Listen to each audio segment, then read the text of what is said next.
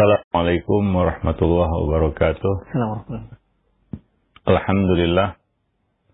Nahmaduhu wa nasta'inuhu wa nastaghfiruh. Wa na'udzu billahi min syururi anfusina wa sayyiati a'malina. May yahdihillahu fala mudhillalah wa may yudlil fala hadiyalah. Asyhadu an la ilaha illallah wahdahu la syarikalah wa asyhadu anna Muhammadan abduhu wa rasuluh. Ya ayyuhalladzina amanu ittaqullaha haqqa tuqatih wa la tamutunna illa wa antum muslimun, amma ba'du. Para pemerhati roja, kaum muslimin dan muslimat, a'azzani Allah wa iyyakum jami'an. Alhamdulillah, segala puji hanyalah milik Allah Rabb semesta alam. Salawat beriring salam tidak lupa kita limpahkan untuk Nabi kita Muhammad sallallahu alaihi wasallam, keluarga beliau, sahabat beliau, dan umat beliau sampai hari kemudian. Para pemerhati roja, kaum muslimin dan muslimat, a'azani Allah wa iyyakum. Pagi ini kita akan lanjutkan masih bersama buku Mencetak Generasi Robbani.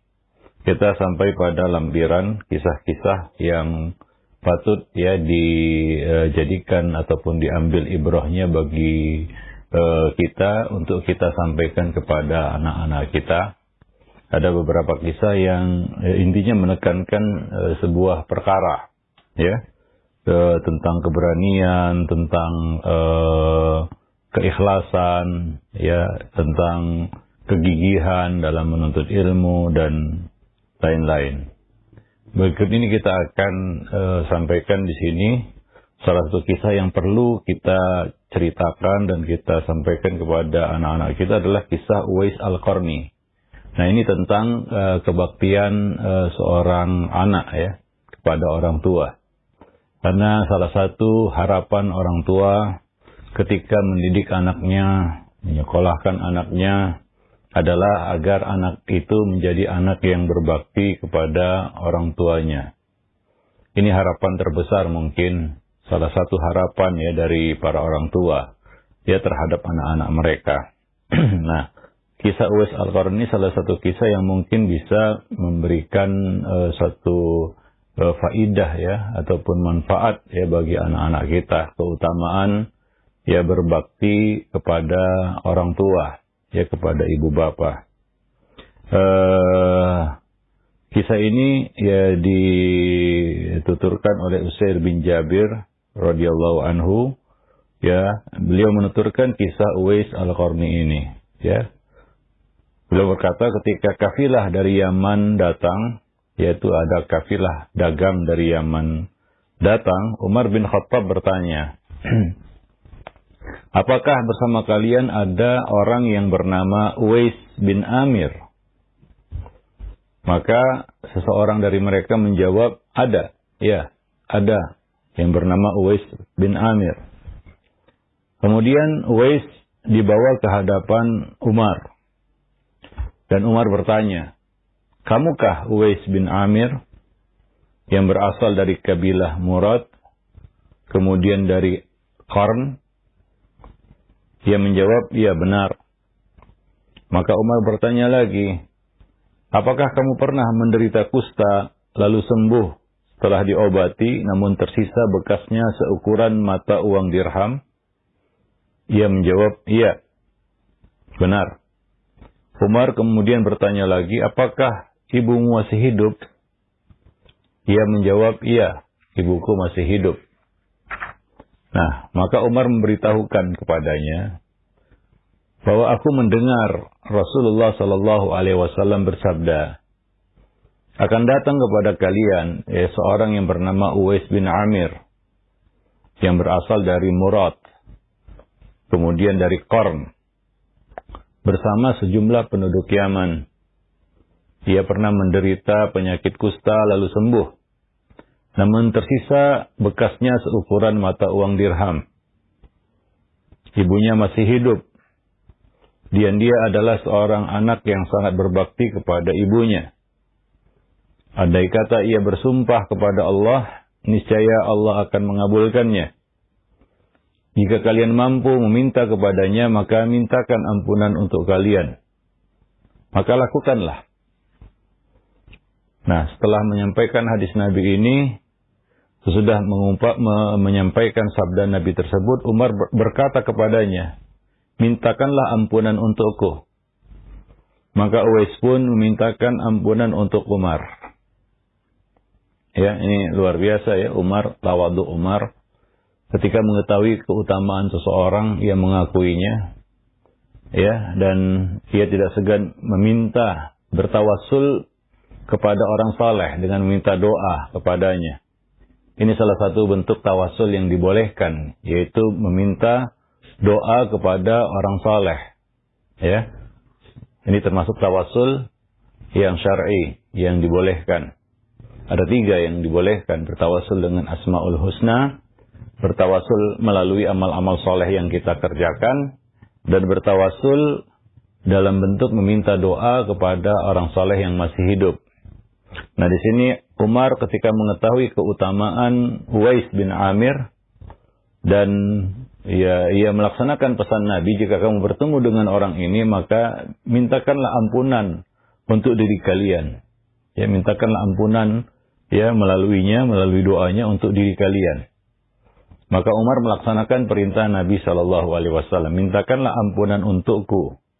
Maka Uwais pun mengabulkannya. Ia pun memintakan ampunan untuk Umar ibn al-Khattab.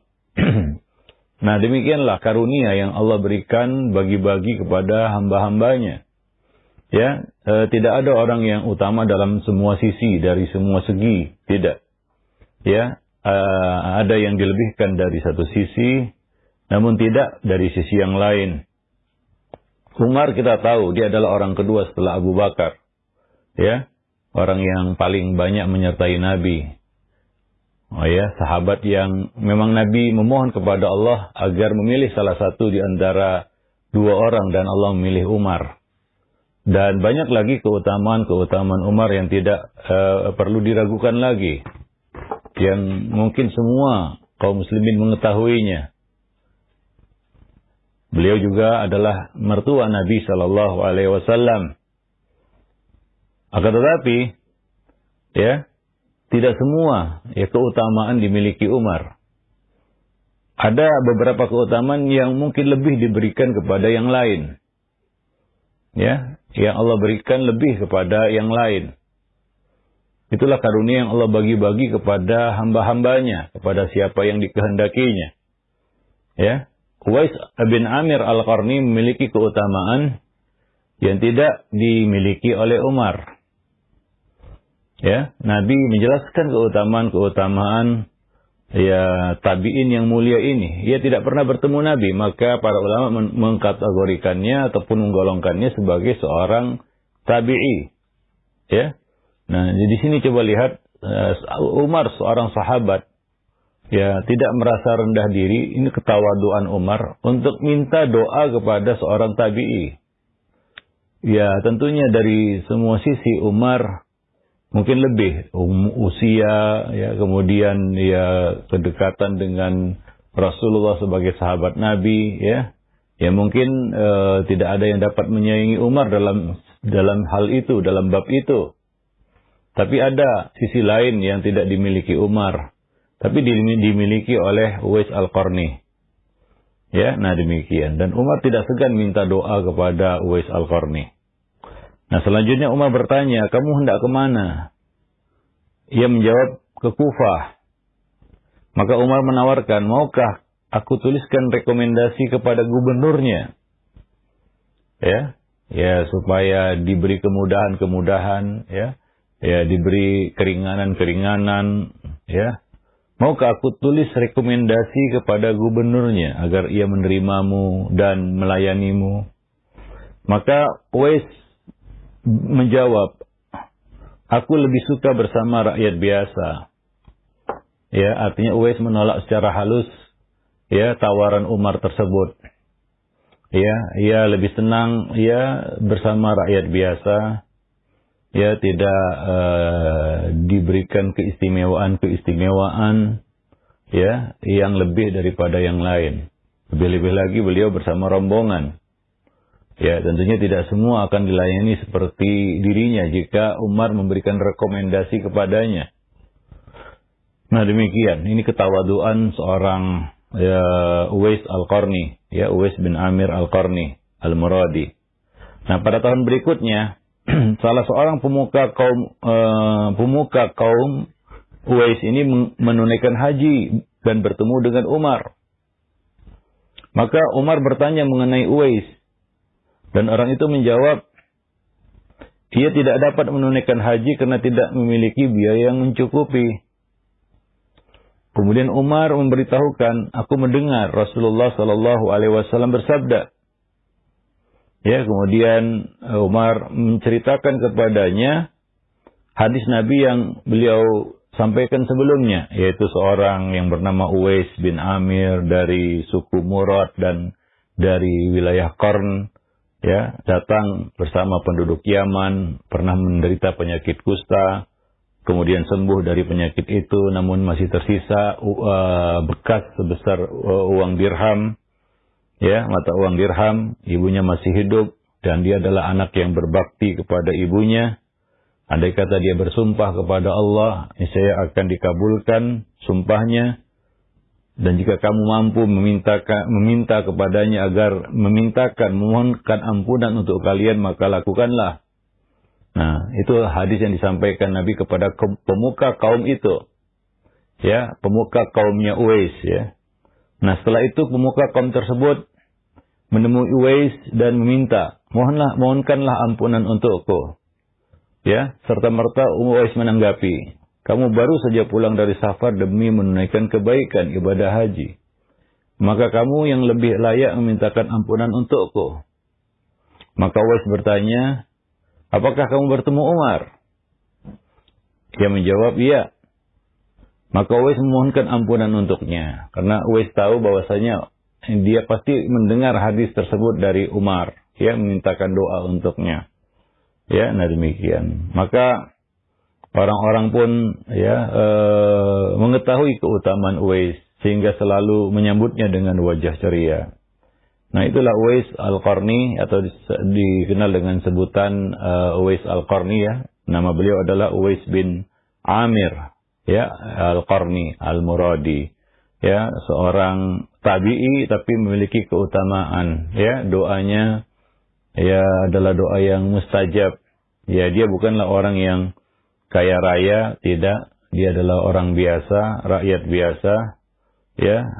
Dan dia adalah orang yang bersahaja, tidak nampak lebih dari yang lain, ya. Dan salah satu keutamaannya adalah dia adalah anak yang sangat berbakti kepada ibunya, ya, kepada ibunya, sehingga ya Allah Subhanahu wa taala memberikan keutamaan-keutamaan itu kepadanya, yaitu Uwais Al-Qarni.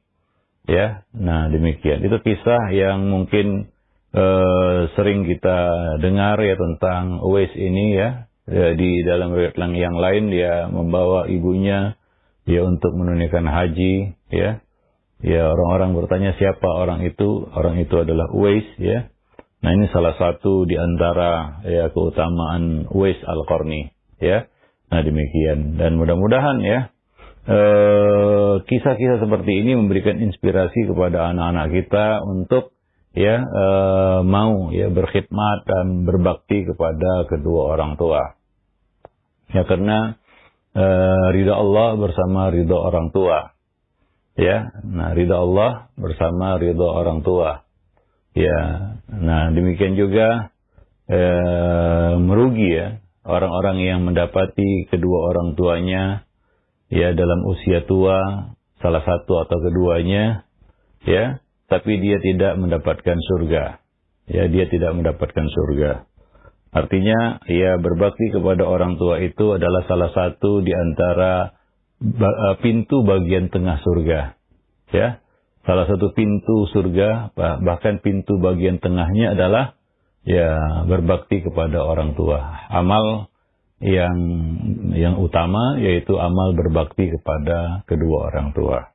Nah, tentunya berbakti kepada kedua orang tua ini ya lebih ditekankan lagi dan lebih besar keutamaannya ketika orang tua itu sudah tidak berdaya, ya, dan memang membutuhkan perawatan kita, ya. Nah, beda mungkin ada seorang anak yang berbakti kepada orang tuanya ketika orang tuanya masih kuat, ya, masih sehat, ya, masih berkecukupan, ya.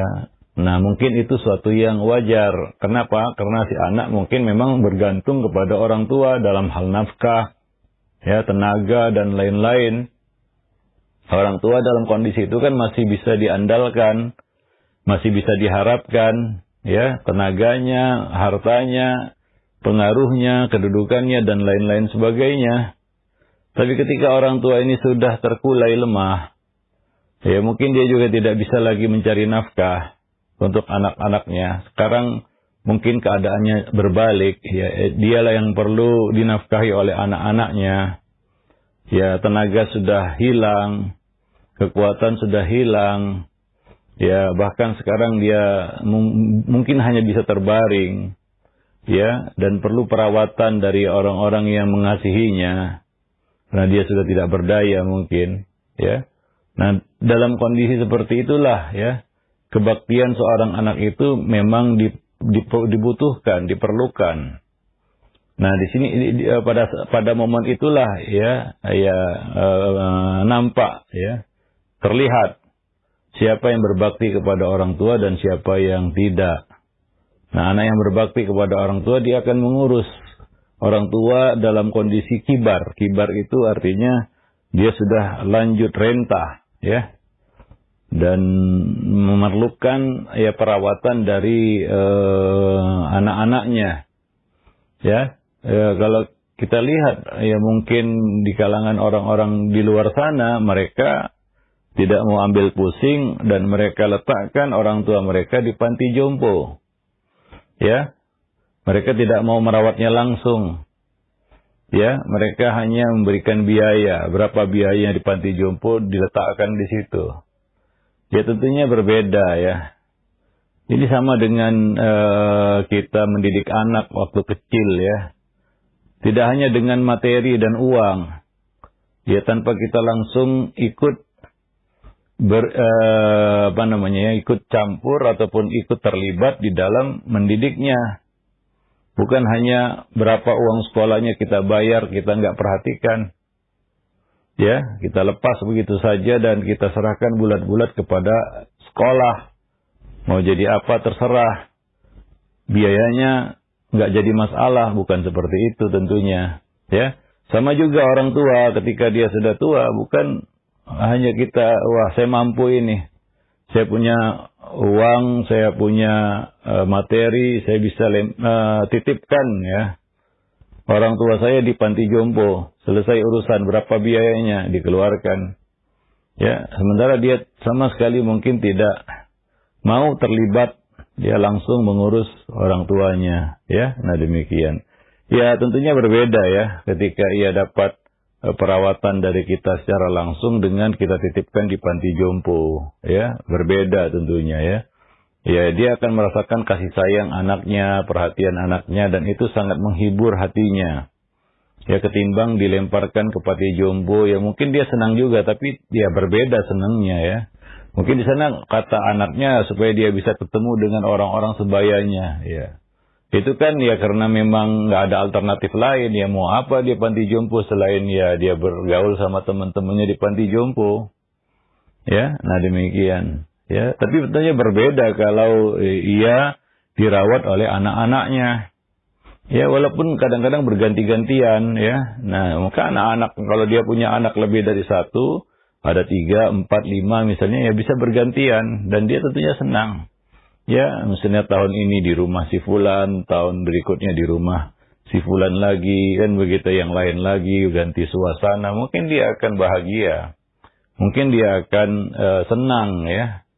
Nah, demikian. Ya kan, tetapi kadang-kadang dengan alasan kesibukan atau alasan-alasan lainnya, si anak seolah-olah sepertinya tidak mau menerima. Dan akhirnya melemparkannya ke panti jompo. Ya. Nah, maka dari itu, di dalam sejarah kaum muslimin, ya, baik itu di zamannya sahabat, tabi'in, atba'ut tabi'in, nggak ada yang namanya panti jompo dan panti asuhan.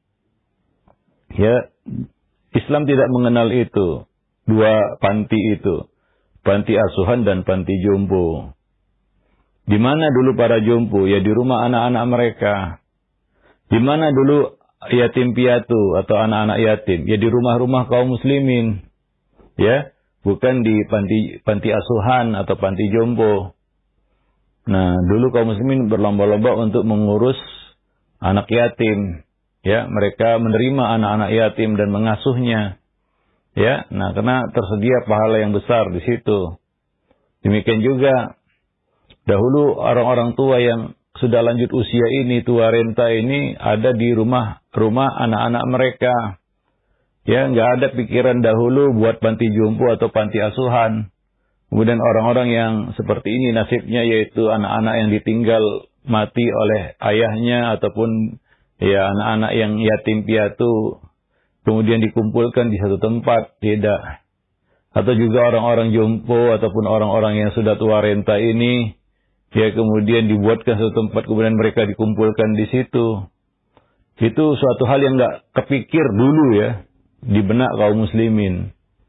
Ya, mereka dahulu berlomba-lomba untuk memberikan kebaktian ya, pelayanan mungkin dia berapa lama lah ya orang tua ini hidup. Mungkin tinggal hitungan tahun, bahkan mungkin ada tinggal hitungan bulan.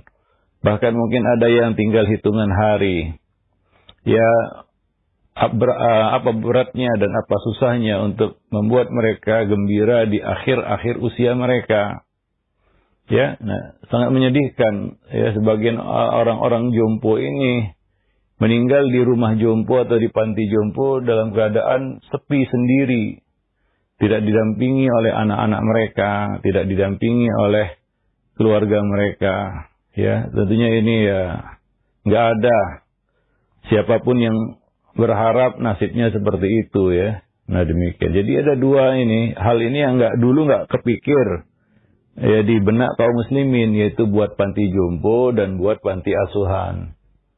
Nah demikian. Tapi ya sekarang kita lihatlah ya banyak di sana panti-panti jompo, banyak juga di sana panti-panti asuhan ya.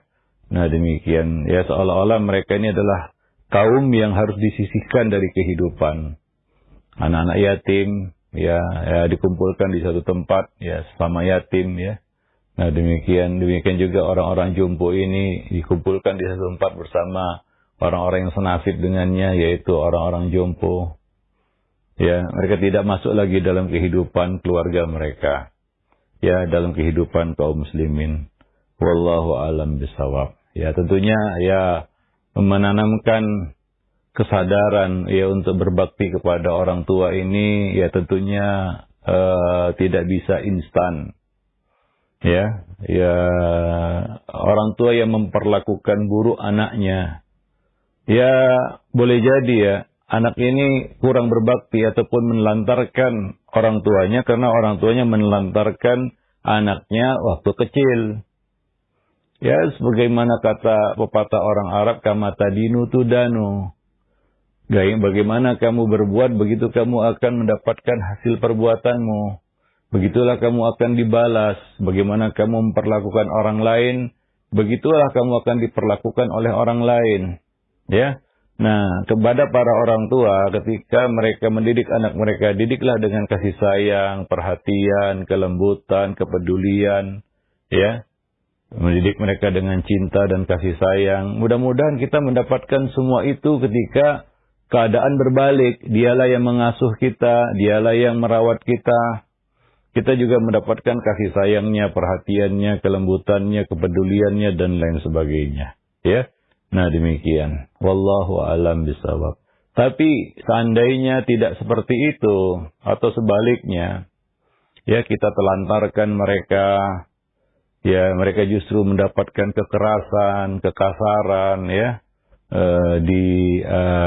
diabaikan, tidak dipedulikan, ya, tidak diperhatikan. Ya mungkin, ya nanti ada waktunya. Semua itu akan berubah 180 derajat. Semuanya akan berbalik, kondisinya akan berbalik, ya. Mungkin ketika dia lemah kita perlakukan seperti itu. Nanti ada momennya di mana kita yang lemah. Dan kita akan mendapatkan perlakuan seperti itu. Ya, maka rawatlah anak-anak kita itu dengan penuh kasih sayang. Ya, yang mereka perlukan dari kita adalah kasih sayang. Ya, perhatian, kepedulian. Ya, bukan ya kekasaran, ya kebrutalan, kesadisan, keganasan, dan pengabaian ataupun ketidakpedulian. Wallahu alam bisawab. Kalaulah ya dari kecil dia memang kita titip-titipkan saja begitu ya, dititip ke sana, di pondok sana, dititip sana, jarang diperhatikan, yang datang uangnya saja, ya boleh jadi nanti kesudahannya juga akan sama. Ya, dia lemparkan saja kita di panti jompo, kemudian memang dia bayar, dia cukupi, yang datang uangnya saja. Berapa banyak anak-anak seperti itu? Ya, ketika orang tuanya memang perlu dirawat, dia panggil perawat. Kalaulah nggak dilemparkan ke panti jompo, ya dia panggil perawat, dirawat. Mungkin disewakan rumah, mungkin ya dikontrakkan rumah, dipanggilkan perawat, ngerawat orang tuanya. Sementara dia tidak mau langsung ya berhadapan dengan tugas-tugas itu. Alasannya dia sibuk. Ya, mungkin kondisi itu adalah kondisi yang sama ketika dia masih kecil. Ya, uang kita aja yang datang. Sementara orangnya nggak pernah datang. Memang dicukupi. Ya, tapi ya tidak diperhatikan. Wallahu alam bisawab. Ya, maka sebagaimana yang kita sebutkan tadi, kama tadinu tudan. Bagaimana kamu berbuat, gitulah kamu akan diperbuat. Bagaimana kamu melakukan, begitulah kamu akan diperlakukan. Wallahu alam bisawab. Ya, maka kisah ini mungkin bisa membantu anak-anak kita untuk minimal mungkin mereka mengetahui keutamaan Uwais Al-Qarni ini. Kenapa dia menjadi orang yang utama? Bahkan keutamaannya diakui oleh para sahabat. Dia menjadi orang yang mustajab doanya. Dia menjadi orang yang dihormati kaumnya. Ya, salah satu kebaikannya adalah, kata Nabi, dia sangat berbakti kepada ibunya. Ya, terutama kepada ibu ya. Ketika ada orang yang datang kepada Nabi dan bertanya, siapakah orang yang paling patut aku perlakukan dengan baik? Nabi menjawab, ibumu. Kemudian siapa? Nabi menjawab lagi, ibumu. Ibumu dan ibumu. Sampai 3 kali. Ya, Nabi mengatakan kepadanya, ibumu. Karena ibu ini ya punya jasa yang tentunya lebih besar daripada siapapun ya yang ada di muka bumi ini. Ya, siapapun dia. Ya, ibu itu adalah orang yang paling berjasa.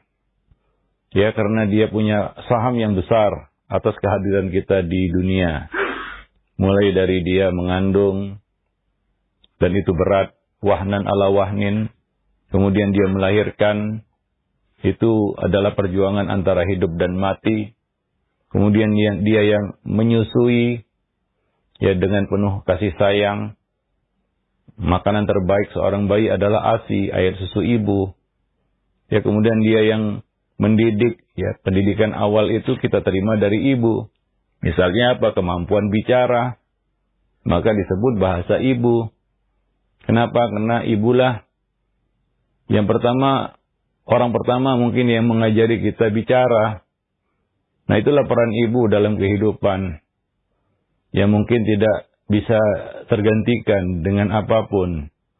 Maka tidak ada orang yang paling berjasa selain ibu.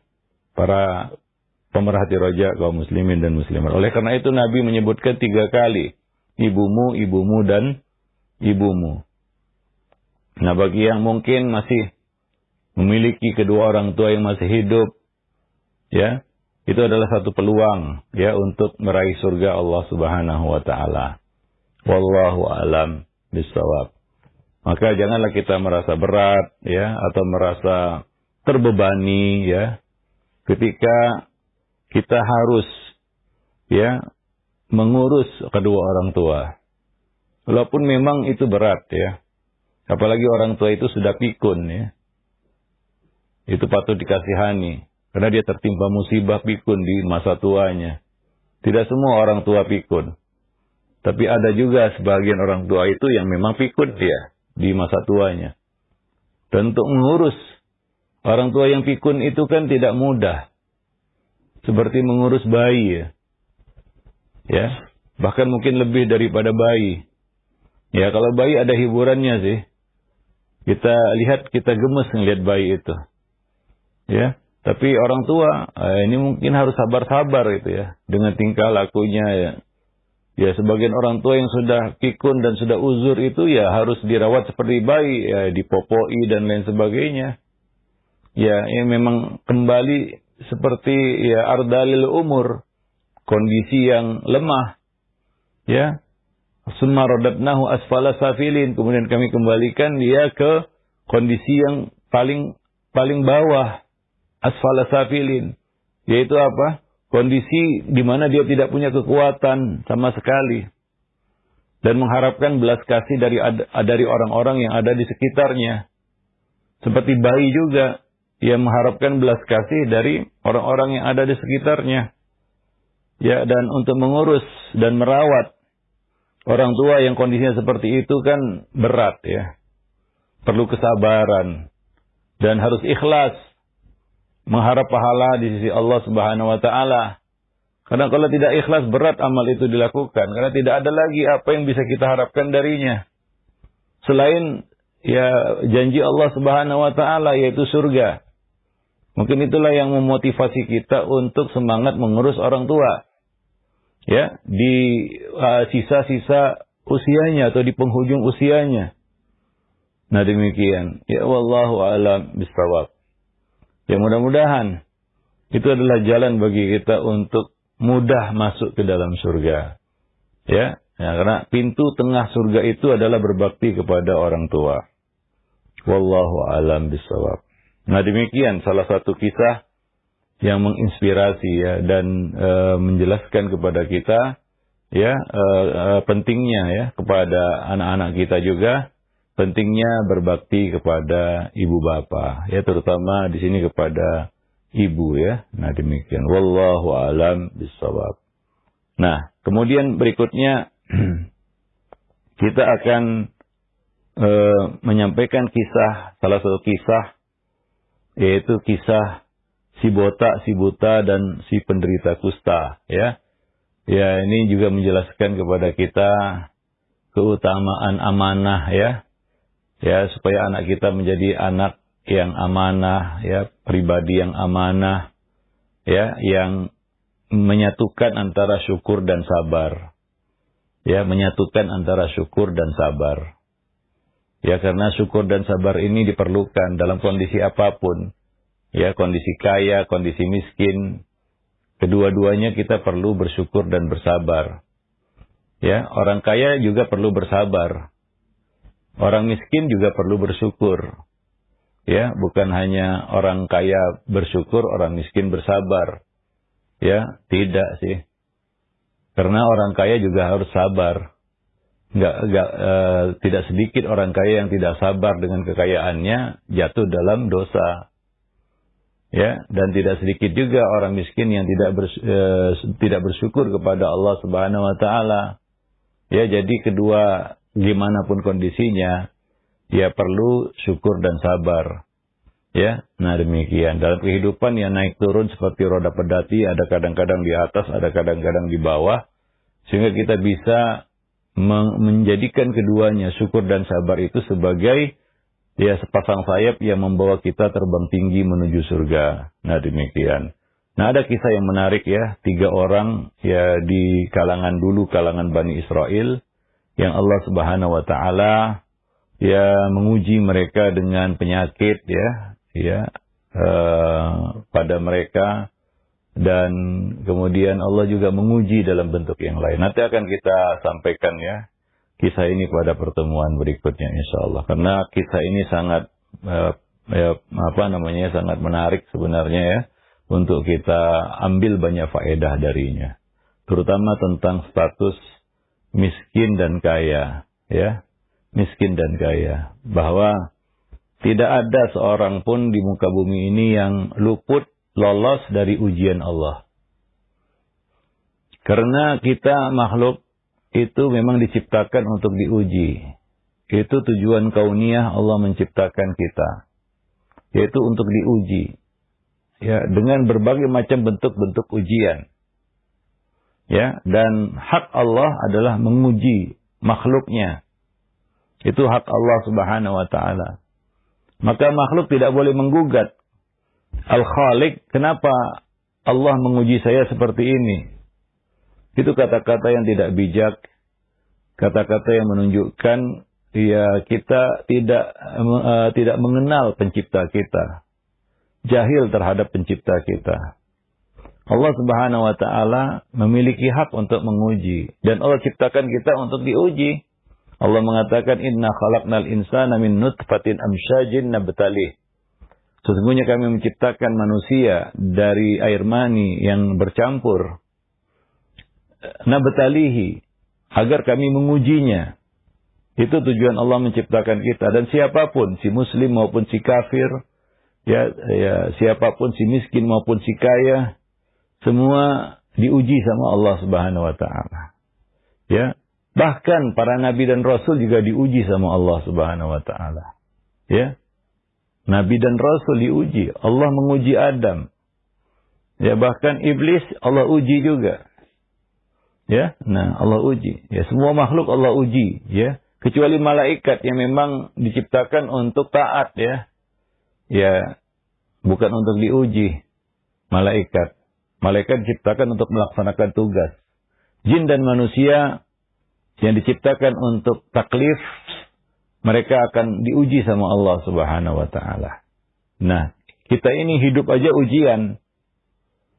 Ya, hidup ini aja ujian. Kenapa? Ujian terakhir dari kehidupan adalah ujian kematian. Ya, kematian itu musibah, ujian ya bagi siapa saja. Nah, jadi tidak ada yang lepas, ya kita yang hidup ini nggak ada yang lepas dari ujian Allah Subhanahu wa taala. Nah, demikian pula ini kisah berkaitan dengan bagaimana seorang hamba menjalani ujian dari Allah Subhanahu wa taala. Itulah yang membedakan antara satu yang lain dengan yang lainnya. Ada yang lolos dari ujian, sukses dia, diuji Allah dan dia sukses. Dan ada yang gagal. Ketika diuji sama Allah, dia gagal menjalani ujian. Ya, wallahu a'lam bishawab. Baik, mungkin sampai di sini dulu pertemuan kita pada kesempatan pagi ini. Mudah-mudahan bermanfaat. Lebih dan kurang saya mohon maaf. Aqulu qauli hadza, astaghfirullah li wa lakum wa lisairil muslimin. Innahu huwal ghafurur rahim. Subhanakallahu bihamdik, asyhadu an la ilaha illa anta, astaghfiruka wa atubu ilaik. Assalamualaikum warahmatullahi wabarakatuh.